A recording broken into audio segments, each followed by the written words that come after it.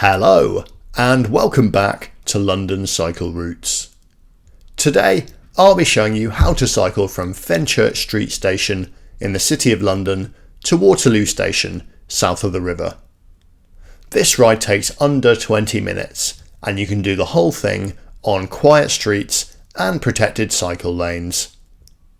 By public transport, the same journey also takes around 20 minutes and can take longer on weekends when the Waterloo and City line isn't running, so cycling is a great way to make this trip, especially because Fenchurch Street station doesn't have a tube station. If you find this video useful or you just enjoy watching it, then please don't forget to subscribe to the channel, as I try to post new videos just like it every week. I'd also like to say a huge thank you to everyone who supports the channel on Patreon. If you'd like to contribute too, then you can find a link in the description below the video. Alright, let's get going. So we're starting out the front of the station on the creatively named London Street. I joke, but apparently this street was named after a guy called John London, who was a landowner in the area back in the 18th century. It quickly leads us on to Mark Lane, which is nice and quiet thanks to those bollards that we pass through, and you're never going to see any heavy traffic on here. At the end of the street, you should be able to access this little advanced waiting area for bikes here, with any luck if there's not a car stopped in it. We're going to turn right next, but be really careful because buses do turn down Great Tower Street there, and I frankly wasn't expecting that one, and I stopped just in time, so yeah, do wait for traffic before you turn into the cycle lane here. Since I'm apparently doing street names this time, Byward Street, which we're just on and about to leave, is named after the Byward Tower of the Tower of London, which is kind of a fortified gatehouse, so it was the street leading to the fortified gatehouse of the Tower of London. As you can probably guess, Thames Street, which we're currently on, once marked the banks of the River Thames back in Anglo-Saxon times. The river is now to the left of those buildings on our left, thanks to the construction of various embankments throughout the years, although it doesn't stop us going under London Bridge. If you've ever cycled in London, even as a visitor, I imagine you're probably familiar with this particular cycleway. It's Cycleway 3, it mostly runs along the embankment of the River Thames, although it is slightly set back from it here. It's a really great asset for the city and connects a lot of routes through central London. My biggest downside of it though is probably that it has so many traffic lights, which you often have to stop at for no reason at all. There isn't really that much pedestrian traffic down here, as Thames Street isn't really a very nice place to walk. To me, it would make sense to turn some of these light control crossings into zebra crossings, at least across the cycle track, so that pedestrians always had priority and didn't have to wait for the lights, but when the crossing was empty, you can still just cycle through it. In practice, a lot of people treat the signal controlled crossings like zebras anyway and will happily jump the lights when there are no people waiting at them.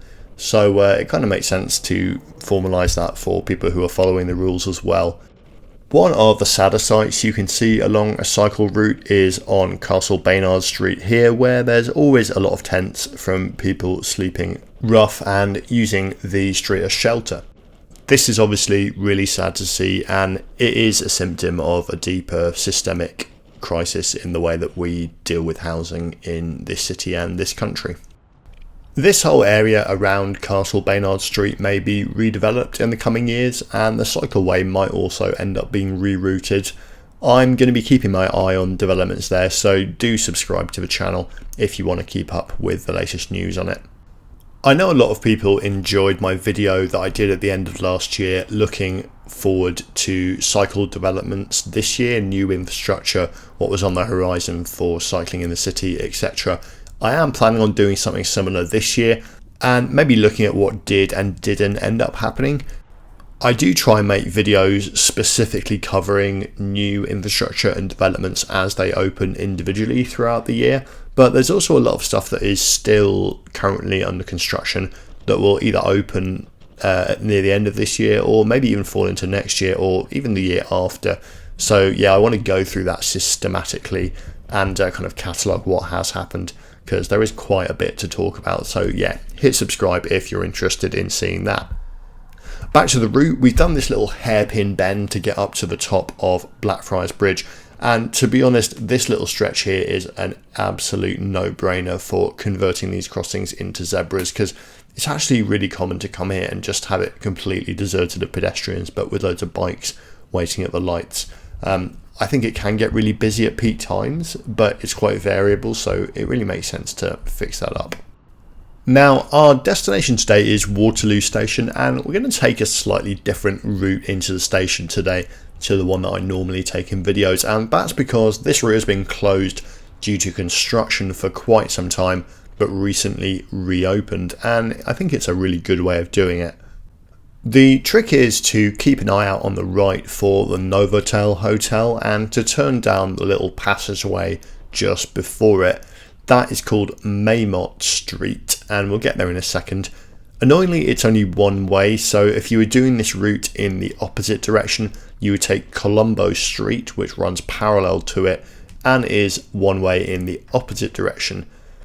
Maymont Street is just here.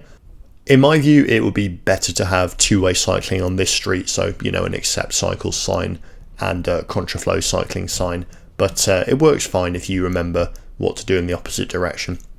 Maymont Street puts you onto Rupel Street, which you'll probably be quite familiar with if you've ever watched TV, as it's really commonly used as a filming location, and it's not difficult to see why. It's got some very picturesque houses.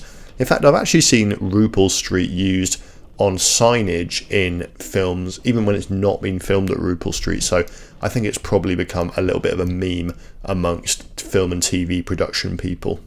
One downside from our point of view on a bike is that does mean that it is sometimes closed for filming. I have come here a few times and seen that, especially on a weekend, so keep an eye out for that, and if you need to bypass it, you can always just use the cut, which runs parallel to it, but it's a slightly longer route. After weaving our way through those bollards, which keep things nice and quiet and the motor traffic levels very low, we pass Waterloo East Station and we arrive at Waterloo Main Station, which is just here. So we've gone all the way from Fenchurch Street to Waterloo. I have to say, I've never got a train to Fenchurch Street or from Fenchurch Street, possibly because it doesn't have a tube station, so I never really thought about going there. It's never really occurred to me. But now that I know how to cycle there, particularly from Waterloo, I will do so. I know that people often ask for routes connecting the different stations, and I thought that this was an important one to do, as of course Fenchurch Street isn't on the tube famously. But if there are any other station links that you would like to see, or any other routes at all really, do just let me know in the comments and I will see what I can do. Also let me know in the comments what you think of the video. If you enjoyed it, please do leave a like as well, it helps other people find it, and you can always hit subscribe if you'd like to see more videos like this. And I would once again like to thank everyone who supports the channel on Patreon. I really appreciate it, and if anyone else would like to join them in doing so, you can always find a link in the description below the video. I'll see you guys again next time. Goodbye.